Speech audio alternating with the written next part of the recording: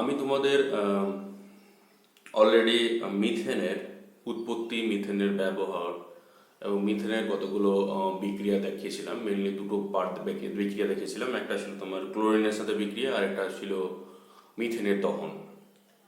তোমাদের আরও দুটো তিনটা রিয়েজেন্ট, তিনটা কম্পাউন্ড আছে যেগুলোর তোমাদের আম, ব্যবহার, উৎপত্তি এবং বিক্রিয়া, কিছু কিছু বিক্রিয়া পড়তে হবে। প্রথম হচ্ছে তোমার আমি প্রথম যেটা করাচ্ছি সেটা হচ্ছে তোমার ইথিলিন, বা যেটাকে আমরা বলি যে ইথিন। তাহলে এর আগের দিন করেছিলাম আমরা সম্পৃক্ত হাইড্রোকার্বন মানে অ্যালকেন। আজকে অ্যালকিন আর অ্যালকাইনটা করব। অ্যালকিনের মধ্যে প্রথম যে যৌগটা আছে সেটা হচ্ছে তোমার, প্রথম যে যৌগটা হচ্ছে সবচেয়ে ছোট, সেটা হচ্ছে ইথিলিন। ইথিলিন বা ইথিন। এবার এর সংকেত কি হয়? ইথিলিন বা ইথিন। ইথিলিন,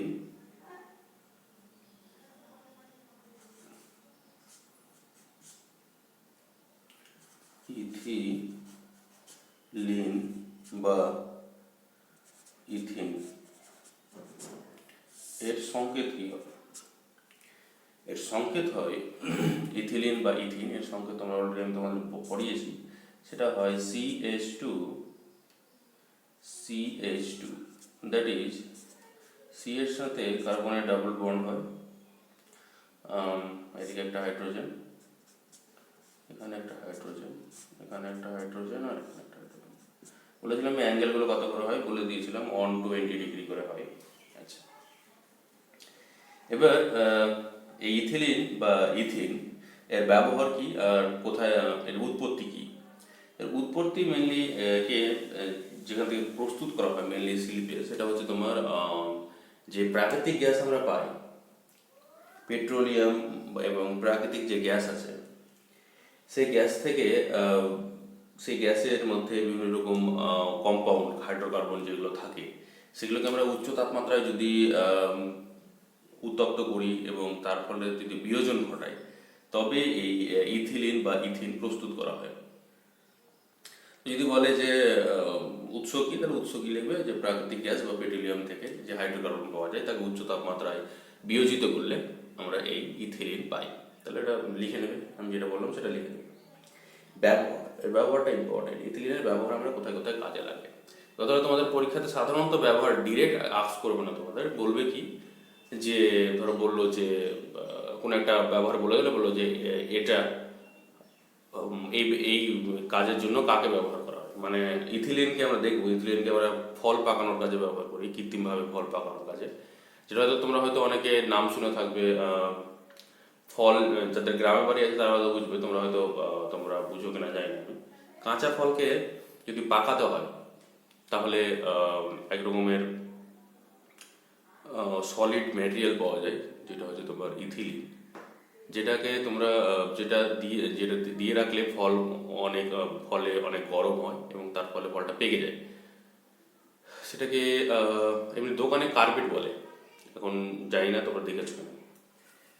তো ফল পাকানোর কাজে বা ফল সংরক্ষণের কাজে এটা ব্যবহার করা হয়। এবার তোমাকে কোশ্চিন বলবে কি যে ফল পাকানোর বা ফল সংরক্ষণের কাজে কাকে ব্যবহার করা হয়, হয়তো চারটা অপশন দিয়ে দেবে, এটা বলতে পারে, বা কাকে ব্যবহার করা হয় এরকম বলে দিতে পারে। তাহলে কি ইথিলিন বা ইথিন। তাহলে একটা ব্যবহার আমরা শিখলাম, সেটা হলো ইথিলিন বা ইথিনকে আমরা কি করি, কি কাজের জন্য ব্যবহার করি? ফল পাকানোর কাজে বা ফল সংরক্ষণের কাজে আমরা ব্যবহার করি। তাছাড়া 80% ইথিলিন এবং 20% অক্সিজেনের মিশ্রণ অস্ত্রোপচারের সময় চেতনানাশক হিসেবে আমরা ব্যবহার করি। অস্ত্রোপচার যখন করা হয়, যখন অপারেশন করা হয়, তখন চেতনানাশক হিসাবে ব্যবহার করা হয়। বর্তমানে এটা ব্যবহার করা হয় না, আগে ব্যবহার করা হতো। অনেক রকমের সাইড ইফেক্ট আছে, তার জন্য এটা ব্যবহার করা হয় না, আগে এটাকে ব্যবহার করা হতো। তাছাড়াও ইথিলিনের সবচেয়ে যেটা বেশি ব্যবহার, সবচেয়ে যেটা বেশি আমরা ব্যবহারে লাগাই, সেটা হচ্ছে তোমার পলিথিন। পলিথিন তোমরা শুনেছো, পলিথিন যেটাকে আমরা ক্যারি ব্যাগ বলি। পলিথিন, পলিযুক্ত ইথিন থেকে এসে পলিথিন নামটা। এটা আমি আবার পড়াবো তোমাদের। পলিথিন, পলিযুক্ত ইথিন থেকে এসে পলিথিন। পলি মানে পলি কথার অর্থ হলো বহু। বহু সংখ্যক ইথিন বহু সংখ্যক ইথিন অণু যুক্ত হয়ে তৈরি করে পলিথিন। এবং এটাকে এখানে তৈরি হয় কীভাবে আমি যদিও বলবো, তবু বলে দিচ্ছি আমি। এখানে কি হয়, যখন আমি উচ্চ তাপমাত্রায় এরকম অনেকগুলো ইথিনকে আমরা যুক্ত করি, তখন কি হয়, এন সংখ্যক যদি যুক্ত করি, তাহলে এখানে যে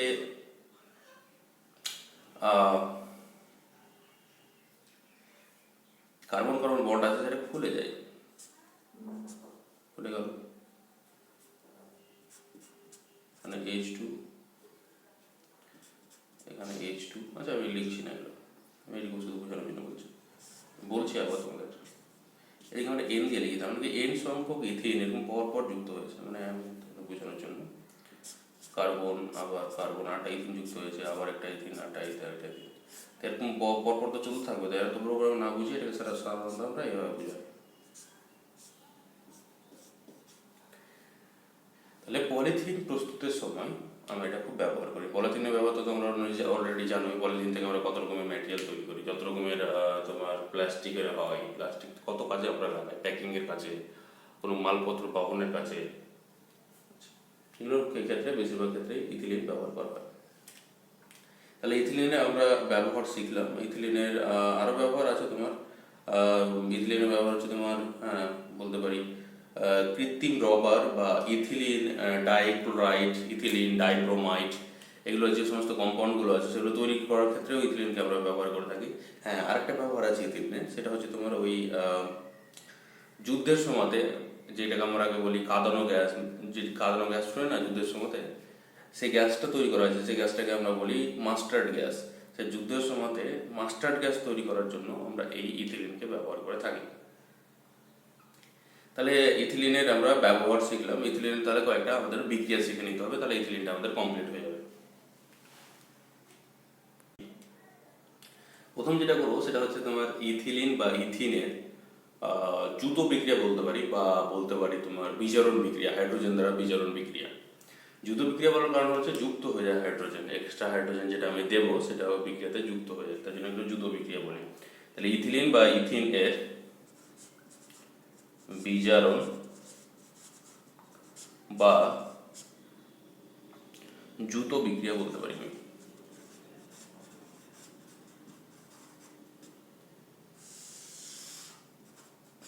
তো এটা করতে গেলে কি করতে হয় আমাদের, এটা ইথিলিন পরমাণু নিলাম। আচ্ছা এটাকে আমি এভাবে লিখে, তাহলে তোমাদের বুঝতে সুবিধা হবে। ভেঙে দিচ্ছি আমি, এভাবে লিখি তাহলে তোমাদের বুঝতে সুবিধা হবে।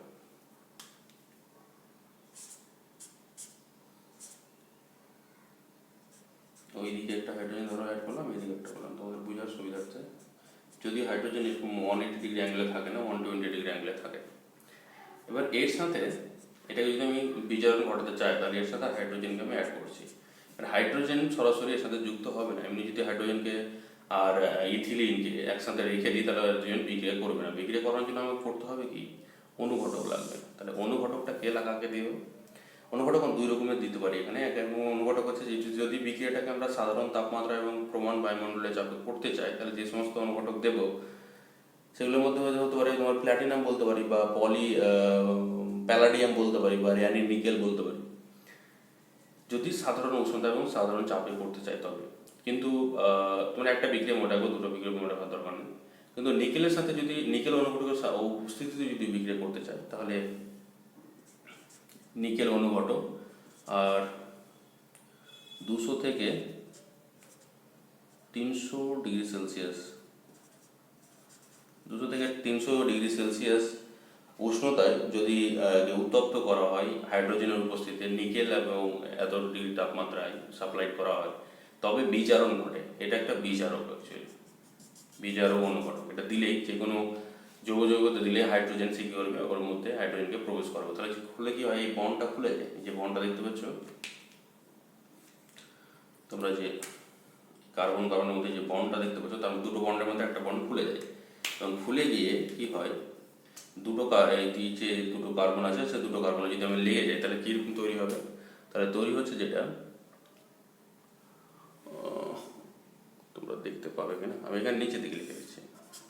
তাহলে যেটা তৈরি হবে সেটা হচ্ছে তোমার সি, একটা বন্ড একটা বন্ড, এখানে একটা হাইড্রোজেন অ্যাড হলো, এখানে একটা হাইড্রোজেন অ্যাড হলো, অলরেডি এখানে একটা হাইড্রোজেন ছিল, এখানে একটা হাইড্রোজেন ছিল, এখানে একটা ছিল, আর এখানে একটা ছিল। তাহলে কি তৈরি হয়ে গেলো দেখো, সম্পৃক্ত হাইড্রোকার্বন তৈরি হলো। এবং সম্পৃক্ত হাইড্রোকার্বন মানে কি হচ্ছে মিথ ইথ, আর যেহেতু সম্পৃক্ত তার জন্য কি হবে মিথ ইথ, তাহলে কি হবে ইথেন। তার মানে যদি আমাকে বলে যে এটা থেকে এটা কিভাবে তৈরি করবো, তাহলে কি করবো, হাইড্রোজেনের সাথে হাইড্রোজেন নেব এবং নিকেল নেব অনুঘটক হিসাবে, এবং তাপমাত্রাটা এবং অবশ্যই লিখতে হবে, এইটুকু শর্ত অবশ্যই লিখতে হবে, না তো বিক্রিয়াটা হবে না, বিক্রিয়াটা ভুল হয়ে যাবে।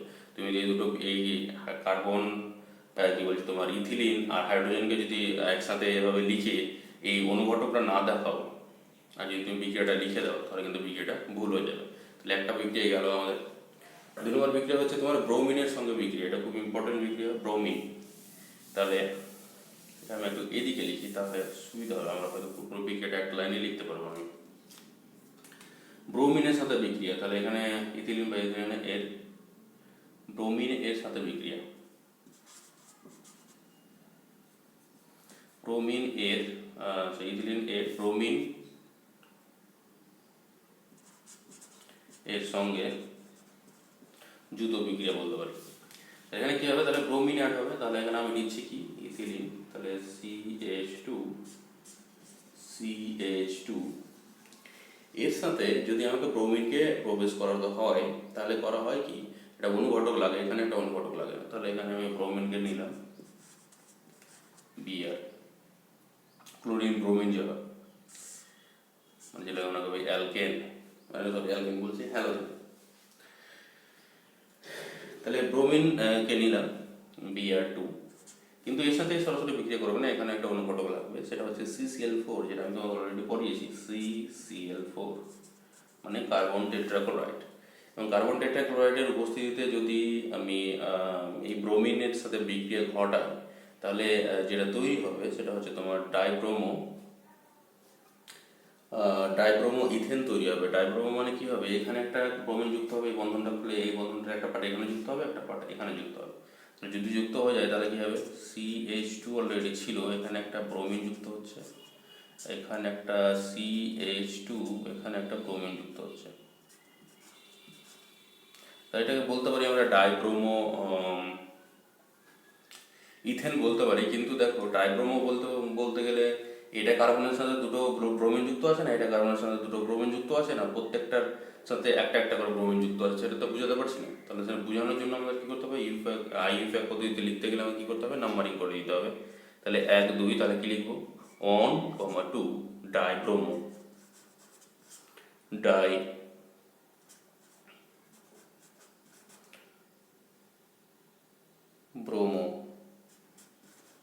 Dibromo ethane. তাহলে 1 2 ডাই কথার অর্থ কি 2, তাহলে দুটো আছে তার জন্য লিখছি 1, 2, মানে 1 নম্বর এবং 2 নম্বর কার্বনে দুটো ব্রোমিন যুক্ত আছে, এবং সেটা যুক্ত হয়ে তাদের মধ্যে একটাই বন্ধন আছে, তার জন্য আমি লিখেছি ইথেন। তাহলে 1 2 ডাইব্রোমো ইথেন।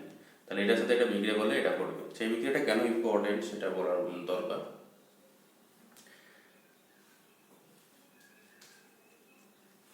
কার্বন টেট্রাক্লোরাইড, এই যে কার্বন টেট্রাক্লোরাইড এর সাথে যখন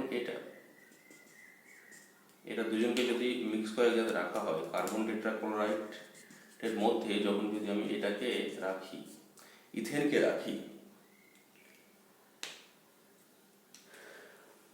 সরি ভুল বলে দিলাম, কার্বন টেট্রাক্লোরাইড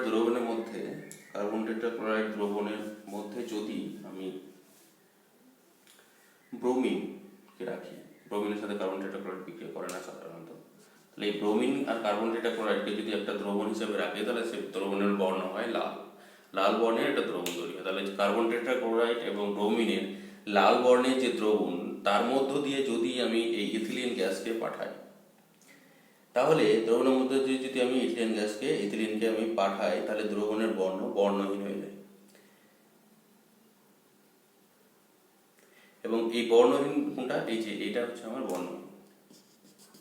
আমরা এখান থেকে আমরা বুঝতে পারি যে ইথিলিন ব্রোমিনের সাথে বিক্রিয়া করে এটা তৈরি করছে। তার মানে কি বললাম, কার্বন টেট্রাক্লোরাইডের সাথে ব্রোমিনকে মিক্স করে আমরা রাখি এবং তার মধ্যে দিয়ে যদি ইথিলিন গ্যাসকে পাঠাই, তাহলে দ্রবণের বর্ণ কি হয়ে যায়? বর্ণহীন হয়ে যায়। লাল বর্ণ ছিল, সেখান থেকে বর্ণহীন হয়ে গেল। সেখান থেকে আমরা বুঝতে পারি যে একটা বিক্রিয়া হয়েছে এবং সেই বিক্রিয়ার ফলে উৎপন্ন হয়েছে আমাদের 1,2-ডাইব্রোমো ইথেন। তাহলে এটা হলো ইথিলিনের ব্রোমিনের সাথে বিক্রিয়া। যদি বর্ণ চেঞ্জ হয় তার জন্য একটা ইম্পর্টেন্ট বিক্রিয়া, তোমরা বিক্রিয়াটা দেখে নেবে। বিক্রিয়াটা দেখার বলতে আমি যেটুকু লিখালাম এটুকু মোটা ক্লিয়ার না। আচ্ছা, এবার হচ্ছে ইথিলিন আরেকটা ইম্পর্টেন্ট বিক্রিয়া, সেটা হচ্ছে যেটা বলছিলাম তোমাদের পলিমারাইজেশন। মানে ইথিলিনের যদি অনেকগুলো ইথিলিন অণুকে আমরা যা যা অনুঘটক বা যা যা পরিবেশ দরকার সে পরিবেশ রাখা হয়, তাহলে অনেকগুলো ইথিলিন পরমাণু বলছি অণু যুক্ত হয়ে একটি বড় চেন তৈরি করে, যে চেনটা সাধারণত অনেক বড় সাইকেল হয়, সেটাকে আমরা পলি বলি। তাহলে ইথিলিনের বহু সংখ্যক বিক্রিয়া বা পলিমারাইজেশন, ইথিলিন বা ইথিন এর পলিমারাইজেশন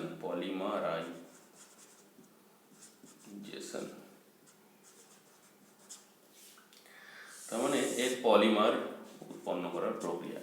এটা করতে গেলে কি করা হয়? অনেকগুলো ইথিলিন পরমাণুকে নেওয়া হয়, CH2 এবার তুমি বলবে অনেকগুলো মানে কটা? একটা, দুটো, পাঁচটা, 10টা, 1000টা, যাই না কটা, কিন্তু অনেকগুলো হতে হয়। তাহলে তার জন্য আমরা করবো কি, এটাকে বোঝানোর জন্য এন লিখে দিচ্ছি। এনের ভ্যালু কি হতে পারে? যা কিছু হতে পারে, 1, 2, 5, 7, 10, কোটি, হাজার, যা কিছু হতে পারে।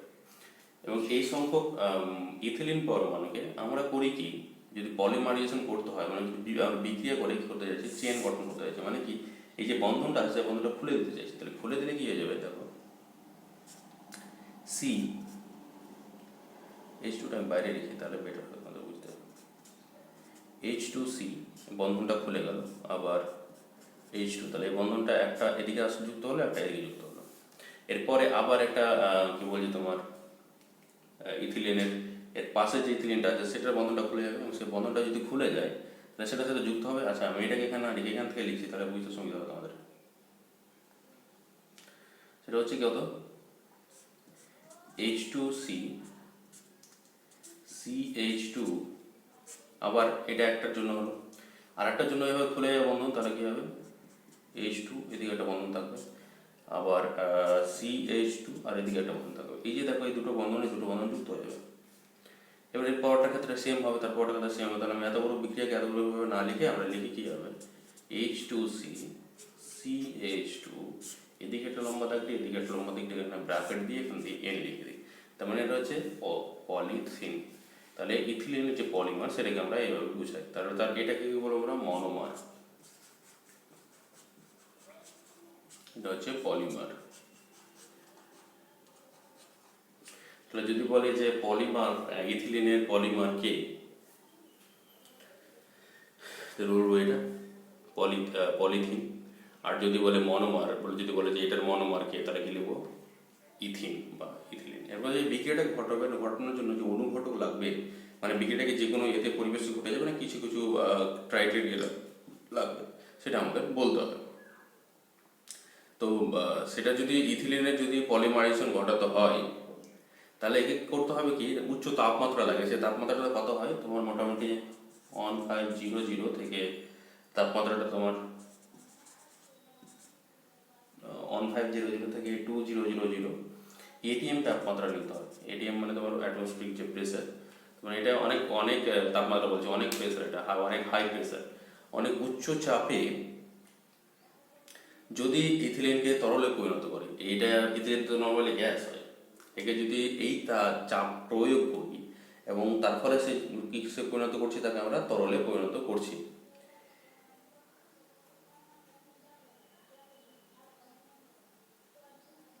এবং এটাকে যদি আমরা করি কি, Cr2O3 ক্রোমিয়াম অক্সাইড, এই অনুঘটকের উপস্থিতিতে Cr2 এত চাপে Cr2O3 এই অনুঘটকের উপস্থিতিতে যদি তাপমাত্রা, কত তাপমাত্রা নিয়ে যায়, 150 থেকে 200 ডিগ্রি সেলসিয়াস।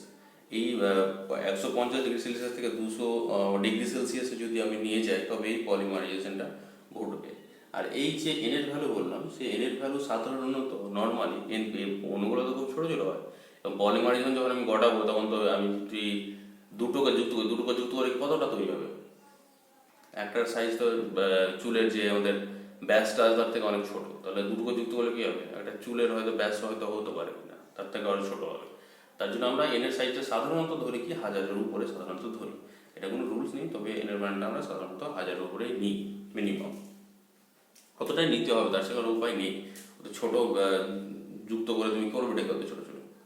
তার মানে কি দেখলাম যে তোমাকে যদি বলে পলিমারাইজেশন ইথিলিনের পলিমারাইজেশন বিক্রিয়াটি লিখো, তখন তোমাকে কি লিখতে হবে? এই বিক্রিয়াটা তো দেখাতেই হবে। মানে তুমি এটা লিখলে এই যে এটা আছে এই পার্টটা ভুলে গেলে চলবে না, কিন্তু এটা পুরোটা তোমাকে লিখতে হবে। এই পার্টটা লিখলে তারপরে তুমি এটা ডিরেক্ট এটা না দেখিয়ে তুমি এটাটাকে লিখে দেখাবে সরাসরি, কিছুই করবে না। এটা লিখবে, এই যে আমি করে লিখছি, এটা লিখবে, তারপরে এটা লিখবে, আর তারপরে এটা লিখে দেবে। তোমাদের এটা বোঝানোর জন্য বললাম, এটা তোমাদের লেখার দরকার নেই। তাহলে ইথিলিনের পলিমারাইজেশন হয়ে গেল আমাদের।